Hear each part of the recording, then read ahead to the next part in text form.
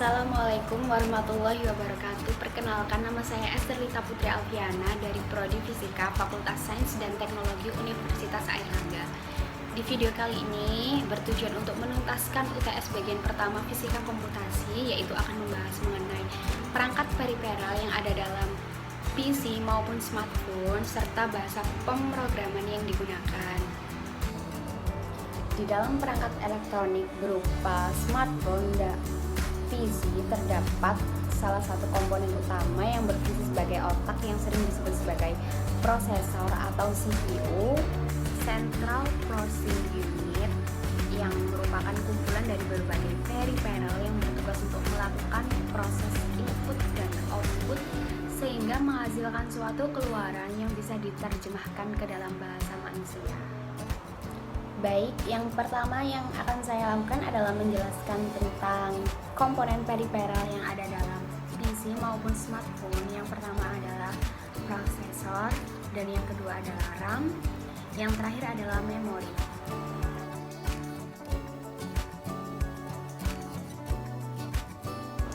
Prosesor merupakan alat atau chip yang terdiri dari jutaan sampai miliaran komponen berukuran mikro yang dipadu menjadi satu, di mana tugasnya adalah melakukan proses dari setiap input yang masuk sehingga menghasilkan suatu instruksi ke berbagai perangkat lain untuk diproses lebih lanjut.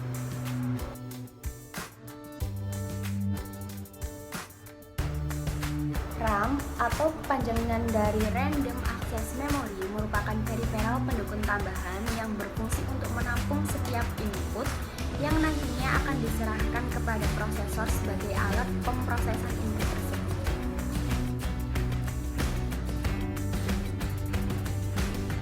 Jadi di sini RAM bertugas sebagai mempermudah pekerjaan prosesor melalui pembacaan ribuan file yang akan ditampung ke dalam RAM, kemudian diurutkan dan ditentukan kapan masuknya ke dalam prosesor sehingga menghasilkan sistem yang akan diinginkan.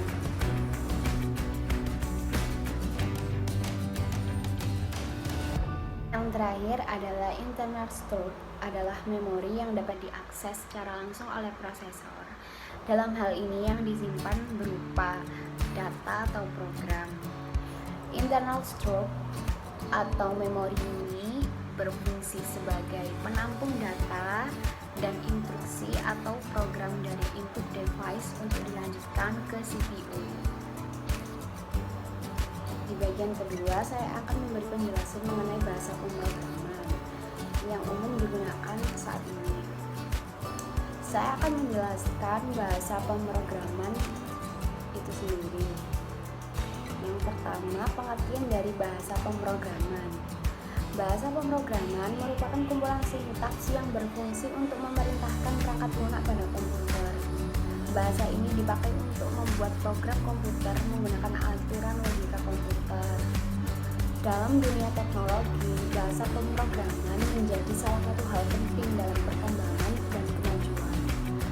Hampir setiap program aplikasi dan segala bentuk software disusun dengan bahasa ini dan kemudian menampilkan tampilan yang dapat dimengerti oleh banyak orang. Perkembangan teknologi saat ini mendorong banyak orang untuk mempelajari berbagai jenis bahasa pemrograman. Salah satu tujuannya adalah untuk membuat website, aplikasi, dan produk digital lainnya. Kali ini saya akan mengulas 3 macam bahasa pemrograman. Yang pertama adalah Python, yang kedua adalah Java, dan yang terakhir adalah PHP. Yang pertama adalah Python. Python adalah salah satu jenis bahasa pemrograman yang wajib dipelajari. Python dikembangkan dan dibuat oleh Guido van Rossum. Beliau adalah seorang programmer yang berasal dari Belanda, dibuat pada tahun 1990 di kota Amsterdam. Kata Python pertama kali bermula dari kata Python yang diambil dari sebuah acara televisi yang lumayan terkenal, yaitu di acara sirkus yang disukai oleh Guido van Rossum yang merupakan pendiri Python sendiri. Python dikembangkan lagi untuk meningkatkan kompatibilitas dari program. Simple tapi elegan. Bahasa pemrograman Python sudah banyak diterapkan di perusahaan, terutama untuk keperluan AI atau Artificial Intelligence. Selain itu, Python banyak membahas visualisasi data dalam jumlah yang besar menggunakan Matplotlib, Pandas, dan lainnya. Dalam tingkatan bahasa pemrograman, Python termasuk bahasa tingkat tinggi. Python merupakan bahasa pemrograman yang tidak menggunakan compiler. Proses pengembangan bahasa Python dikembangkan secara berkesinambungan oleh programmer, penguji, dan pengguna yang kebanyakan bukan ahli. Bahasa pemrograman Python juga bersifat interaktif, artinya dapat secara langsung berinteraksi dan menafsirkan scripting menggunakan prompt Python saat menulis program. Python dapat melakukan eksekusi sejumlah instruksi multiguna secara langsung atau interpretatif dengan metode eksekusi berorientasi objek atau PBO, serta menggunakan simatik dinamis untuk memberikan tingkat keterbacaan sintaks. Python merupakan bahasa pemrograman open source yang disetujui oleh OSI, di mana bahasa pemrograman ini bebas digunakan, dikembangkan, dan didistribusikan, bahkan termasuk tujuan komersial. Bahasa pemrograman Python ini mampu mendukung ekosistem Internet of Things atau IoT dengan sangat baik, di mana Python mampu menghubungkan benda-benda di sekitar lingkungan kita ke dalam sebuah jaringan internet yang menghubungkan satu sama lain. Meskipun memiliki banyak kelebihan, masih ada kekurangan dari bahasa pemrograman ini. Python merupakan bahasa interpreter yang bekerja dengan menggunakan compiler, di mana ketika dijalankan, Python akan bekerja lebih lambat jika dibandingkan dengan bahasa pemrograman lain. Tetapi hal ini juga bergantung dari besar kecilnya program yang akan kita buat. Python tidak baik jika diperuntukkan dalam pekerjaan multiprosesor atau multi-core. Python dinilai memiliki performa yang relatif lambat dibandingkan dengan bahasa pemrograman lain.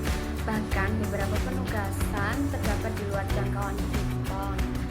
Serupa bahasa program dinamis lainnya, Python tidak secepat atau seefisien statis, tidak seperti bahasa pemrograman kompilasi serupa bahasa C. Pengembangan aplikasi dan game kurang cocok jika menggunakan Python. Bahkan banyak yang mengatakan bahwa mustahil membuat game dalam bentuk 3 dimensi dengan grafis tinggi menggunakan Python.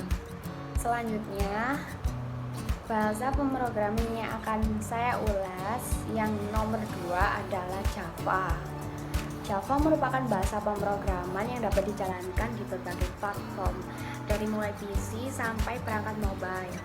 Java telah menjadi andalan di dunia pemrograman komputer lebih dari 20 tahun. Bahasa pemrograman ini awalnya dikembangkan pada The Green Project pada tahun 1991 oleh Sun Microsystems yang kemudian dilepas oleh Oracle. Nama Java sendiri dipilih karena salah seorang pendiri Java, yaitu James Gosling, sangat menyukai kopi murni yang langsung digiling dari mesin giling kopi tubruk, di mana kopi jenis ini berasal dari Pulau Jawa di Indonesia.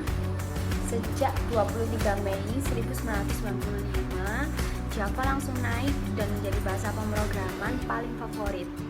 Menjadi salah satu bahasa pemrograman yang terpopuler bukan karena tanpa alasan. Bahasa pemrograman ini memiliki beberapa kelebihan, misalnya bisa berjalan di sistem operasi yang berbeda-beda.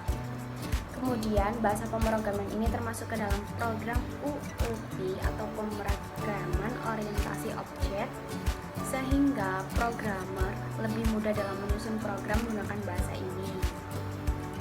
Selain itu, bahasa ini juga memiliki library yang lengkap sehingga akan sangat memudahkan programmer. Bahasa pemrograman Java sangat mudah untuk dikembangkan. Struktur kodenya dapat dengan mudah dimodifikasi dan dikembangkan sesuai dengan kebutuhan user. Kunci popularitas adalah filosofi yang menuliskan bahwa menulis sekali, jalankan di mana saja.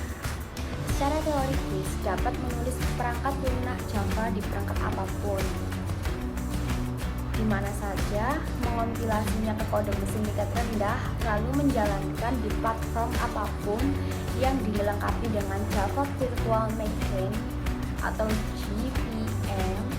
Ini berarti Java sangat kompatibel lintas platform. Meskipun memiliki banyak kelebihan, namun Java ini telah diidentifikasi memiliki beberapa kekurangan.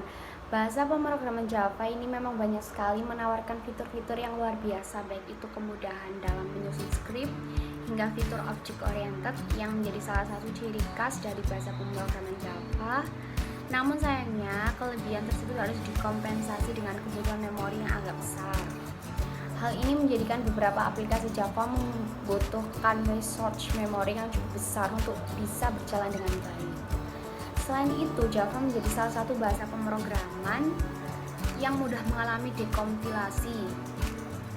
Short code dan juga skrip yang dibuat dari bahasa pemrograman Java bisa dengan mudah diambil dan juga dibajak oleh orang lain, sehingga menimbulkan banyak hack dan juga pengopian dari aplikasi yang menggunakan bahasa pemrograman Java tersebut.